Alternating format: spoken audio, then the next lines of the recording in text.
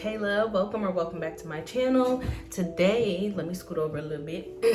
But today I'm coming to you, honestly, just doing a get ready with me. I have a podcast to do in literally about an hour, so I have to get ready because they have video capabilities, and instead of just talking, I can't be on there crusty.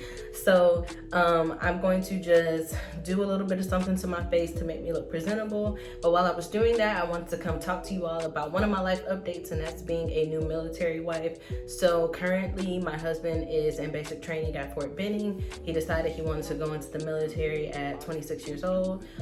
Physically, he's definitely able to make it through. So right now we are, obviously I'm in North Carolina, he's in Georgia, but we are currently not separated, like literally separated. And it's definitely been a learning process. It's a new shift. I like to think that any challenges that come up in life, I'm able to easily adapt, but this is something different, especially being a new mom. We're new parents.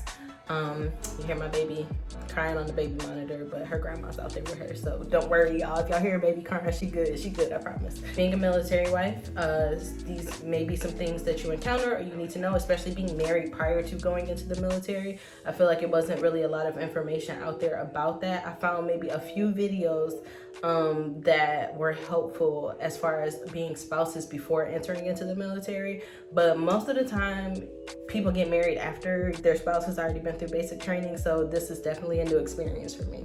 So if you're interested in hearing that, stay tuned, keep on watching, and I am just going to do my makeup. I'm not telling y'all where I got stuff from because it's too much.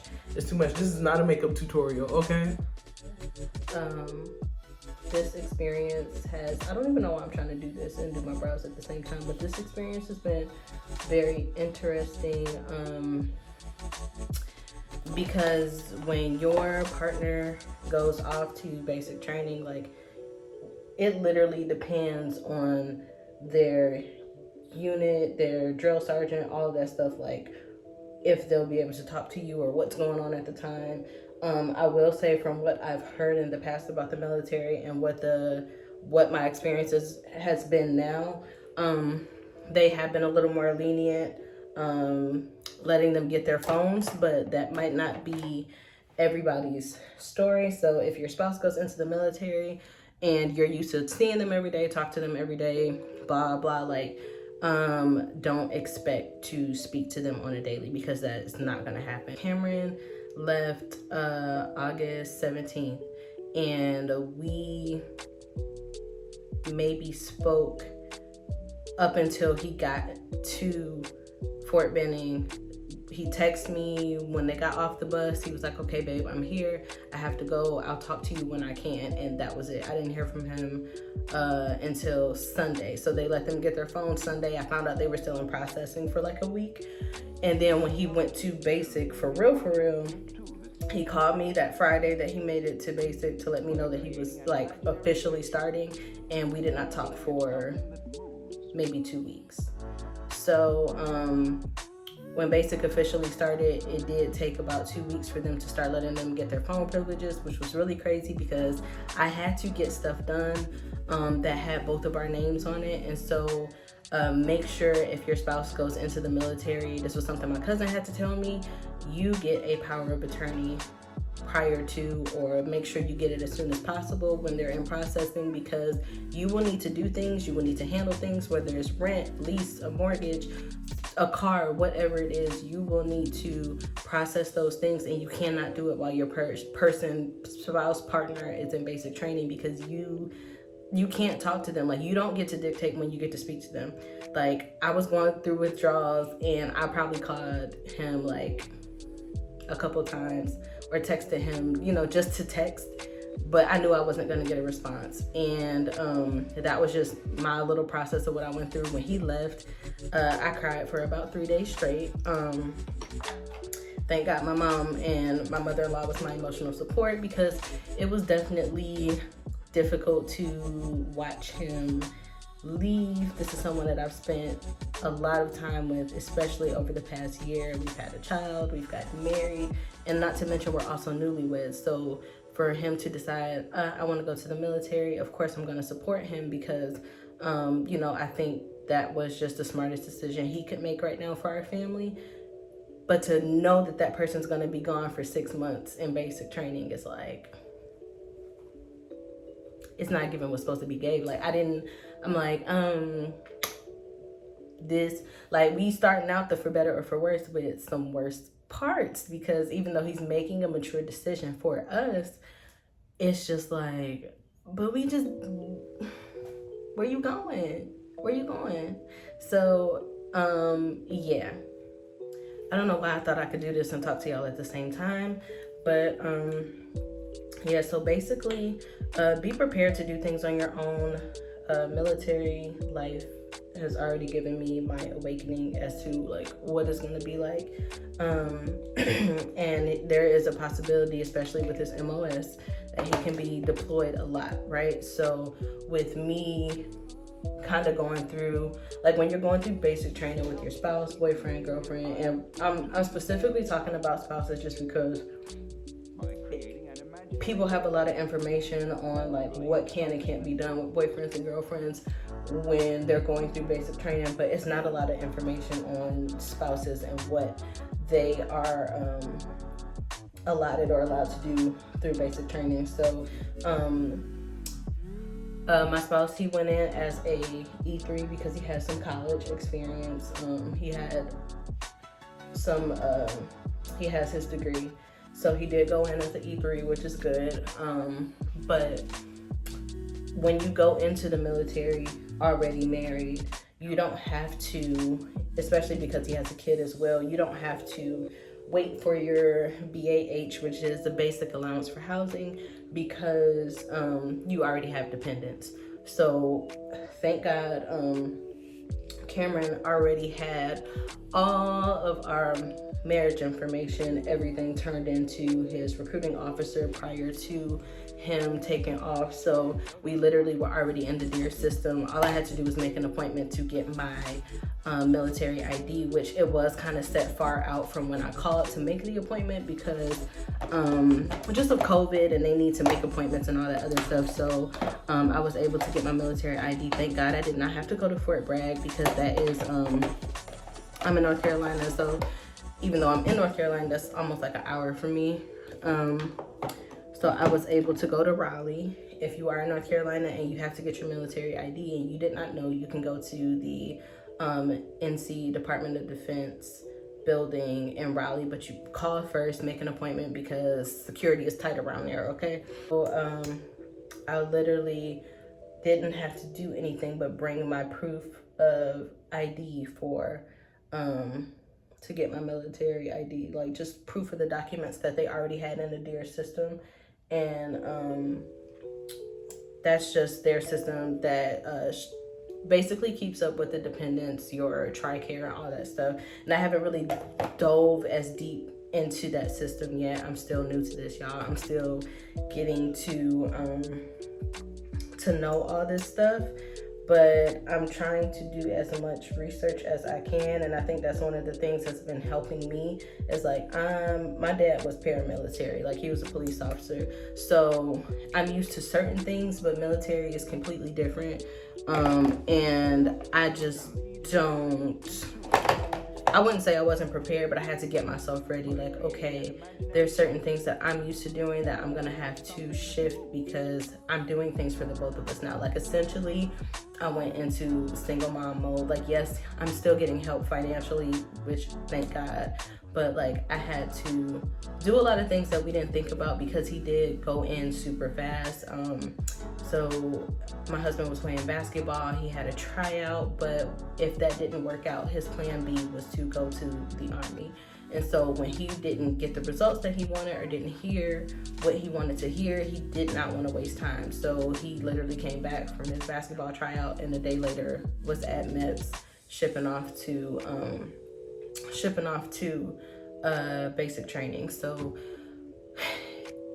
his basic training or AIT and basic training all together is supposed to be done in February. So we're almost 3 months in, and yeah, I've gotten kind of used to it now, or 2 months in, gotten kind of used to it now, but there were certain things that we should have done, like, God, if your guys are comfortable with that and, you need stuff, get your bank accounts information together, either become an authorized user, like I said, obtain that power of attorney, because you're going to need to handle things while this person is away. So I had to go to his bank, show them the power of attorney, get the power of attorney accepted, so that way when he did get paid from the military, I had access to the money to pay the bills that needed to be paid. So not only am I which is wifely duties, right? Like, not only am I responsible for my bills, my colonel, all this other stuff, but I'm responsible for his.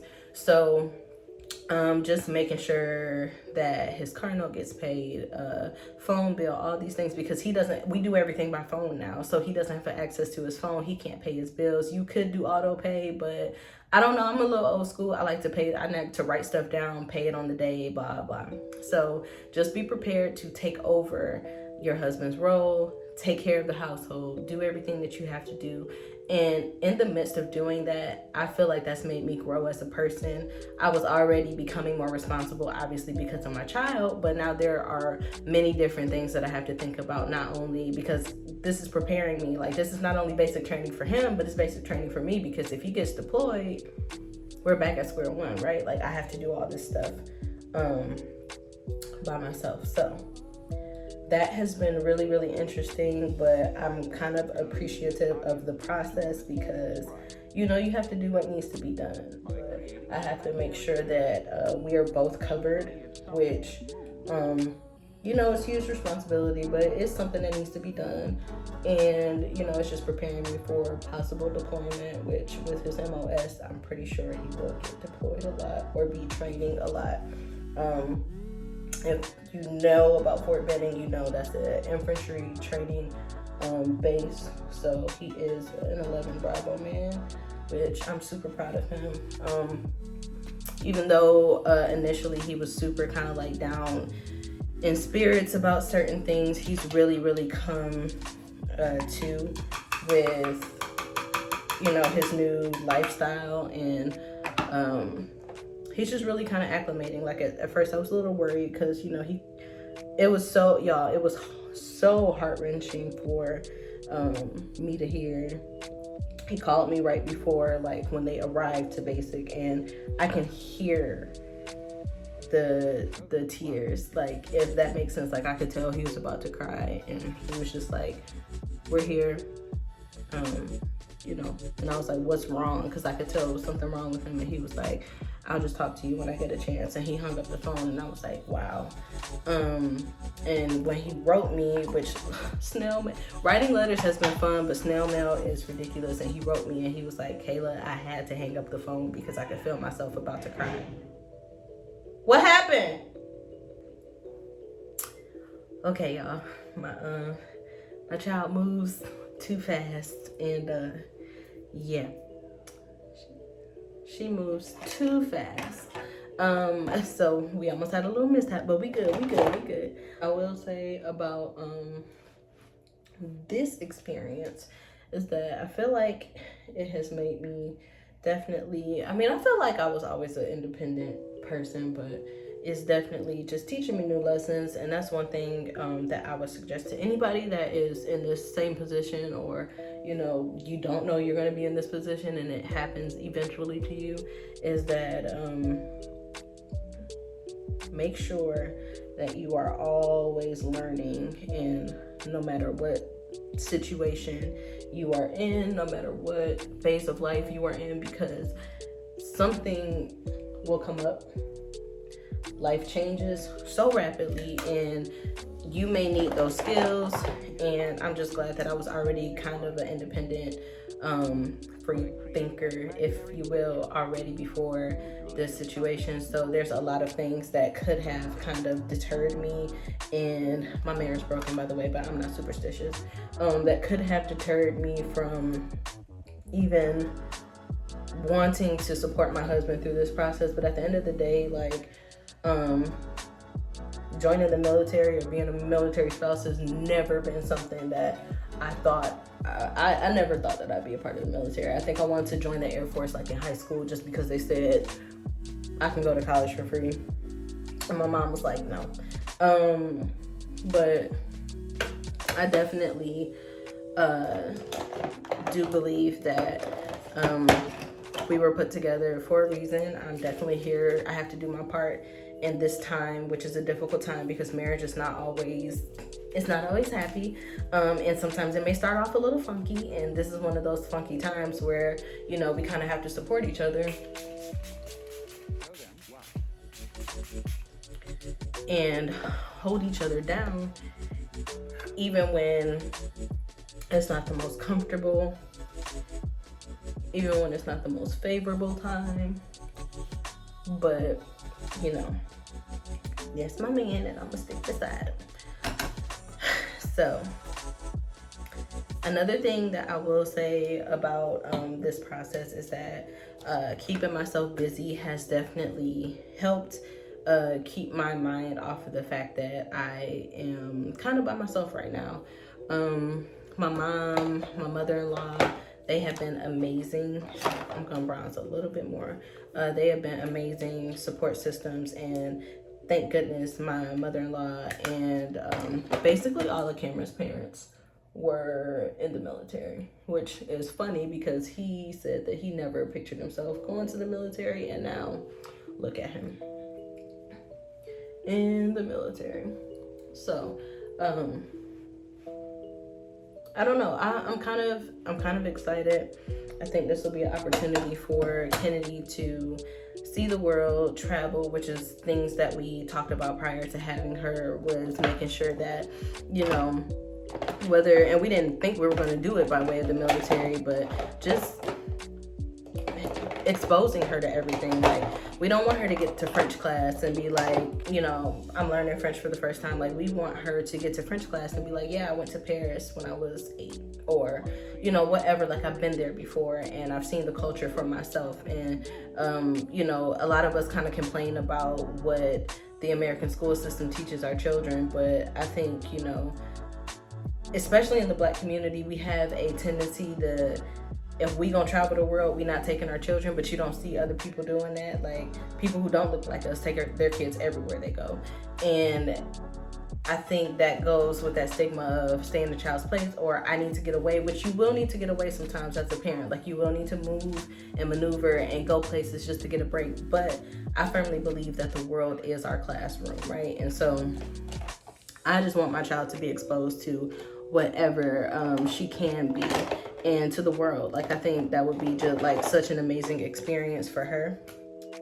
So one of the biggest blessings I feel like about this whole process, because like I said, I take everything as a lesson. I try not to like think of things that, even if they're uncomfortable, bad situations, not all the time. Like, you know, it has to be something just out of this world, but you have to learn from everything. My uncle always tells me, like, if you don't learn from your pain or whatever you're going through, it was a waste of time. So, although this whole process has been kind of uncomfortable, I've definitely found comfort in writing to my spouse. Writing letters it's so intimate. Like, it's so different from just sending a text or whatever. Like, Cameron is always like writing, just asking me questions as if we're texting, like, how was your day today? What you doing? Knowing I can't respond right away, and the mail is a little slow, but it's always cute to read. And then, you know, at the end of the letter, he'll write, like, write me back. And it's just been pretty cool, like, the things that we're choosing, because when you're writing letters to somebody, like, first of all, the type A in me wants to fill up the whole page. And so, like, you know, you try not to repeat yourself. So it's like, okay, what we gonna talk about? Like, let's write like we're having a conversation, and then I have to wait for the response. Like, it definitely teaches you patience. It's not it's kind of romantic. I will give you that. Writing letters has been interesting. Also, his sister let me know about this app called Sandbox, and then I kind of did more research on it on YouTube. But I've been sending letters through Sandbox as well, which allows you to attach pictures and put in your soldiers' like information and send them stuff while they're in basic. So you can send mail through an app. It's a little more expensive than sending snail mail, but it allows you to just type up your letter like you would a text, attach a picture, send it, they print it, and send it off for you. So that's pretty cool. So I did mention, don't mind me, I only got one lash on, but I did mention earlier in the video that my husband does typically get his phone once a week, especially when they enter into different phases. Like I believe he's in white phase right now, so they may get their phones a little longer. So again, just be patient. What I've learned is even if you're mad at your soldier, like don't be beefing with him via letter and all that other stuff. Like they have so much going on while they're in basic training, and you want to support them through that process. They've been cut off from their family, their friends, everybody. So the little bit of time that they get to talk on the phone with you, or if not with you, the little bit of time that you get to write them, because you could be a family member just kind of wondering how to deal with your partner or your friend or your brother, your sister, whatever, within the military. Like just make sure you're being as supportive as possible, because none of us are in their shoes. They're training, they're getting up at the crack of dawn, they're isolated from their friends and their family, and they may only get one phone call a week, if that. So I've heard of some people saying that their spouses didn't even get their phones the whole time they were in basic, or maybe once every couple weeks. So every basic training camp is different. I think it depends on your drill sergeant and your command officers and things like that. I'm not quite sure. Haven't met them. I've talked to one of his drill sergeants before. They seem pretty cool. But like whatever your spouse is excited about, like Cameron's been really excited about shooting and excelling in his PT test and stuff like that. Like be happy for them, because that's what they're there to do. And just keep encouraging them through that process, because I can't even imagine going through that process. Like I know for sure the Army is probably not for me, like that wouldn't be the route that I would go, but especially because I just don't think I am in that kind of shape anymore. I know I'm not in that kind of shape anymore, so training for the Army would be a little challenging. And I don't want to join just because he's joined. Like he mentioned it, like, oh, you can go into basic training after me, and I was like, bruh, this ain't that, because who's gonna watch my child if you get deployed and I'm at basic? We're not doing that. Like no. But I definitely will work. I definitely am gonna work. I can't sit at home. That's not something I see myself doing. But as far as joining the Army and having to go through basic, and like the thing about the Army is, I don't know. I've just heard things, and I just don't think it's my cup of tea. Like I can be honest with myself. I don't think I would. I don't know. I'm more mature now. We definitely are older. Like most people enter into the Army, well, I would say most that I've heard of enter in like right after high school, whereas we've gone to college, like done things, and then this is just something he decided this is how he's going to go back to school, this is how he's going to accomplish all these things. And so yeah, it's definitely not conventional, but we're here, we're doing it. Trying to find something to put on my lips. Okay guys, so this is the finished look. I'm not even sure how it looks on camera for sure. But yeah, this is what we're going with. Something simple, nothing too crazy. I've been trying to keep it simple. I haven't even really been doing the makeup like that. So yeah, those are my thoughts, just kind of initial thoughts on like being a military spouse. There are a billion topics I could probably talk about with being a new military spouse, so just let me know if you guys are interested in that or have any questions. Drop them down below. I will try to answer them or do a video for it as best as I can. I'm really new to this. Like I'm not true to this yet. I'm a new wife, I'm a new mom, new military spouse. It's all new, like everything's new. But I try to help to the best of my ability. So if any of you are new military spouses and you are like me and you kind of click with me on this video, definitely like, subscribe, and become a part of the fam. I also upload skincare videos. I am a licensed esthetician. All of that. My channel's changing with me, so I hope that you all continue to grow with me. This video wasn't too long. Hopefully we'll see when I get done editing. So definitely continue to click that notification bell, pay attention to what I'm uploading, and I will talk to you guys next time. Peace.